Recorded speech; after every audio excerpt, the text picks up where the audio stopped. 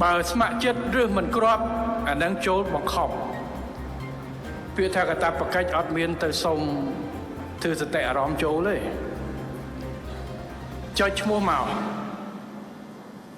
បងប្អូនថា18-25 ឆ្នាំត្រូវអនុវត្តកតាបកិច្ចភាគច្រើនគិតថាចាប់ផ្ដើមទៅគឺថាត្រូវតែប្រមូលទាំងអស់យកមកតែម្ដងអត់ទេកលឹះរបស់យើងគឺមានប្រទេសជាច្រើនលើពិភពលោកគឺមានការអនុវត្តខុសគ្នាប្រទេសខ្លះដូចសិង្ហបុរីដោយសារប្រជាជនគេតិចអញ្ចឹងគឺស្មើគ្នាទាំងអស់18ឆ្នាំគឺចូលមកទាំងអស់ក្នុងពេលតែមួយសឹងតែទាំងអស់លើកលែងតែបណិទូចមិនដល់ 0.1% ផងដែលអាចឲ្យធ្វើពេលខុសគ្នាប៉ុន្តែនៅសិង្ហបុរីអ្នកដែលគ្រប់អាយុ 8-10 ឆ្នាំក្នុងពេលតែមួយដែលចូលកតាបកិច្ចខ្ញុំសួរទៅប្រហែលជាខ្ទង់ 30000 នាក់ក្នុងមួយឆ្នាំអញ្ចឹងប្រទេសខ្លះទៀតគេអត់ធ្វើកតាបកិច្ចស្មើពេលជាមួយគ្នាទាំងអស់ទេព្រោះតម្រូវការកងទ័ពឧទាហរណ៍ប្រជាជនគេគ្រប់អាយុ5លាននាក់គេអត់ហៅចូល5លាននាក់នឹងចូលមកធ្វើទ័ពទាំងអស់ទេគេយកតាមតម្រូវការកងទ័ពហើយគេចុចឈ្មោះ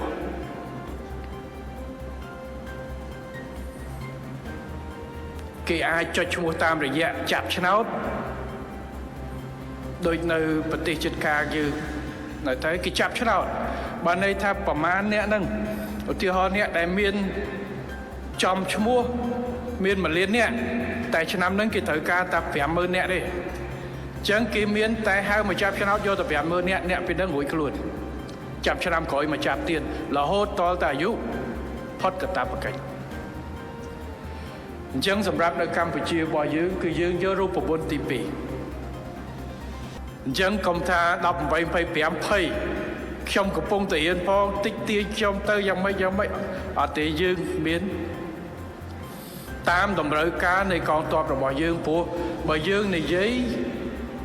ក្នុងមួយឆ្នាំអាយុ18ឆ្នាំទាំងស្រីទាំងប្រុសដូចមាន30ប្រមាណដល់មិនសួរពីបុន300000នាក់ជាងអញ្ចឹងក្នុងរយៈពេលក្នុងនោះប្រុសមានប្រហែលជា13ទៅ150000នាក់គុណនឹង8ឆ្នាំព្រោះ18ទៅ25 8ឆ្នាំក្នុងមួយឆ្នាំយើងមាន1លាននាក់កងទ័ពមិនអាចយកមក1លាននាក់វឹកវើអត់លុយទេហើយក៏អត់កន្លែងដេកដែរហើយយើងក៏មិនត្រូវការយក1លាននាក់មកដែរក្នុងពេលតែមួយអញ្ចឹងគឺចំនួនប្រមាណ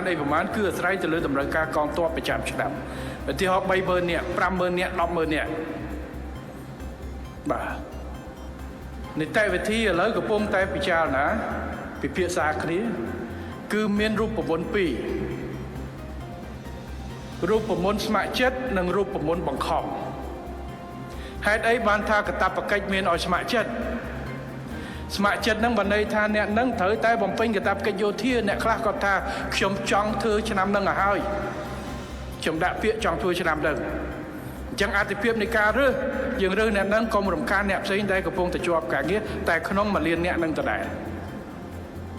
បើស្ម័គ្រចិត្តឬមិនគ្រាប់អាហ្នឹងចូលបង្ខំពាក្យថាកតាបកិច្ចអត់មានទៅសុំធ្វើសតិអារម្មណ៍ចូលទេចុចឈ្មោះមក